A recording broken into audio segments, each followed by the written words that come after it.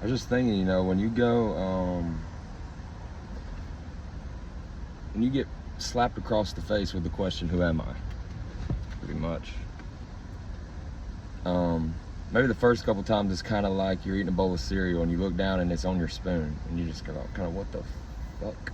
You just keep eating your cereal. But it's like, that's this introduction to you. And like, you know, our identity, it's when it slips and we lose grip of who we are, we freak out and we start trying to figure that out. We try to run from it most of the time. Actually, that's all we do. But when you can't run from it any longer and you're posed with this question, who am I? Like you can't even you can't even, it's pressing, a very pressing question. And it's not even the words, it's not even that question, it's this feeling of an identity crisis happening. And what's funny about it is if you go to answer that question, who am I? This list of things you'll come across maybe as that would serve as your answer, like it's not some unknown element that's coming that you discover in the, you know, outer space or something. You know, it's certainly to some degree that's it. It's being. It's who you are as being. And the realization of that brings you back into this present moment. And it's more about who have I been.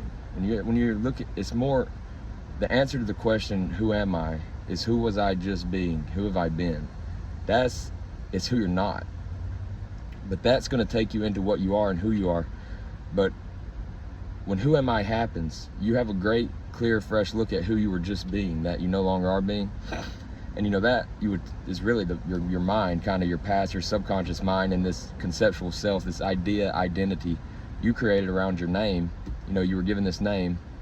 Who are you going to be? That name had a character, a personality built up, and you identified as it, and you play the role of that character, and that's your conceptual self or your ego. Your lower self, your identity is your idea identity that's home to your subconscious mind, lives in your subconscious mind. And that's where you're seated up until the point of having this, being posed with this question, who am I? That happens at the moment so you're subjectively seated to this subjective subconscious self, the ego, until you get this question, who am I? That very question is a reflection of this thing that's taking place where you just stood up out of the subjective seat of your subconscious mind to ask that question. That's when that question happens, is when you become objective to this seat of the ego, to this subconscious mind, which requires consciousness. You witness the subconscious mind through the lens of the conscious mind. And in the act of this question being posed, who am I,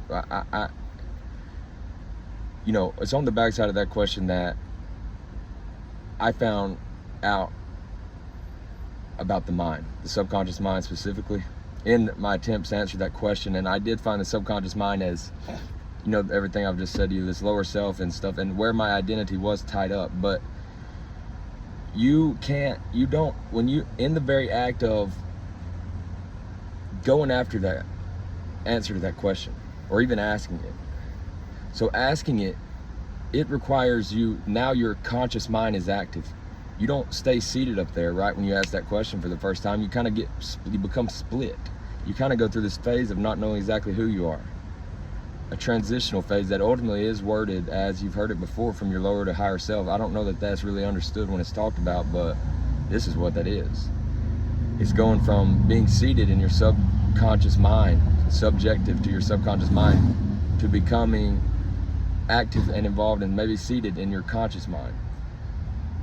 And in the very act of answering that question, see, that's where you will develop an understanding of who you just were being, this lower self. And then you kind of are left still with, like, you know, this open understanding to learn more about who you are now that you are aware of being. But who you were just being, just dive into the subconscious mind. You know, the answer to that question in that way, where you take to the subconscious mind or your ego that you just became objective to serve for your answer as to who I am not. tell you who you are, because that's who you just thought you were. But you know, in the development of that understanding, that is of yourself. That is understanding yourself. That's getting to know yourself, and that's finding yourself, the one you just lost. To be this thing that you're now carry, and you look at the word myself, you can kind of separate it. You go from it being just myself, and you just are tied up to that being who you are, to maybe myself. And now there's this separation, and you're like, okay, this self is mine. It belongs to me. I'm not identified with it. It's mine. What is this self, and who am I? And then that understanding of the self, and that is the subconscious mind, is really the answer to that question as you see it when it first arises in your life. And it's not, as I said, some crazy chemical coming from the galaxy, or it's not like some equation that you need to go study in a lab at anywhere. The lab is your own mind, and you don't need a lab to study your own mind. And that's what's so intriguing about, I can tell you right now, you can you know, we kind of leave philosophy to this idea of it being so open-ended, kind of, you know, like just open for interpretation and stuff, subjective. Psychology is as subjective. The meaning of the mind and how we understand it and use that word today literally is subjective. You know, the answer to that question is subjective. Who am I? When we understand it as ourself, as our lower self, as our egoic self, because it is, after you develop that understanding is not going to be had. That's what I'm telling you from a psychology textbook. Period. You are going to have to map and chart. You can use psychology textbooks and things like I'm saying. It's going to take a period of time where you develop the space in your mind, in the subconscious mind. I said our identities there, also our knowledge base. In our knowledge base, we begin to develop this understanding of the subconscious mind and create this space for it inside of it to realize it as itself, as the thing we're using to reach for that understanding. Oh, and you do that to create this space inside of it, and it literally, until it fires together and you have enough information about it for it to fire together and realize it as itself. And once you are popped out of that and you have to map and charter this understanding of that self of yours out, your answer, in a way that it surfaces to the extent that your experience doesn't collapse that's what will fortify it. And that's how you build it, is you develop this new understanding and you let your experience of life, you've been closed-minded up to this point, and this time you've got to be open-minded. You remain and you admit and you be honest with yourself, and it's okay that I don't know exactly.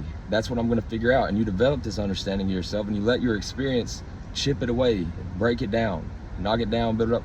And over time that understanding develops into something that meshes, and your experience of life isn't making it collapse. And that's because it's the truth and no other reason. And it's almost like, at that point, this objective greater reality we do live in allows your world to enter into it, and you have a chance to go from this state of being completely present and like kind of selfless and not with much of an ego, to developing this thing that's not only for yourself as it was the first time, but for everyone else. And you can kind of, that's your higher self that you will be going down the path of at that time. But you know, that's not going to happen until you understand your lower self as a subconscious mind, and understand that that's yourself that you're going to develop an understanding of. And when you do develop an understanding of it by looking at your own life and your own experience, it's the truth, dude. It's a beautiful, the most beautiful truth. It's this thing, dude. No one can tell you that it's not it, because it literally is to you.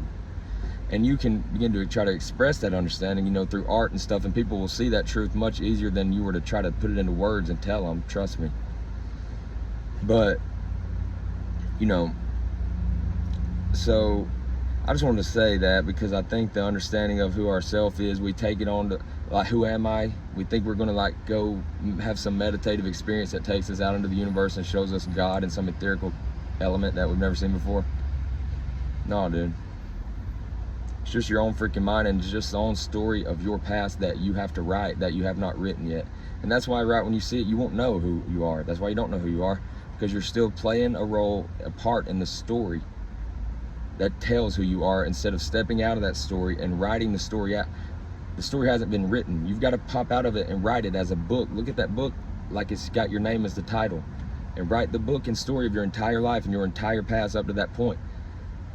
You can go back and look at that and understand everything about your life. Why am I this way when this happens? Why am I this way when that happens?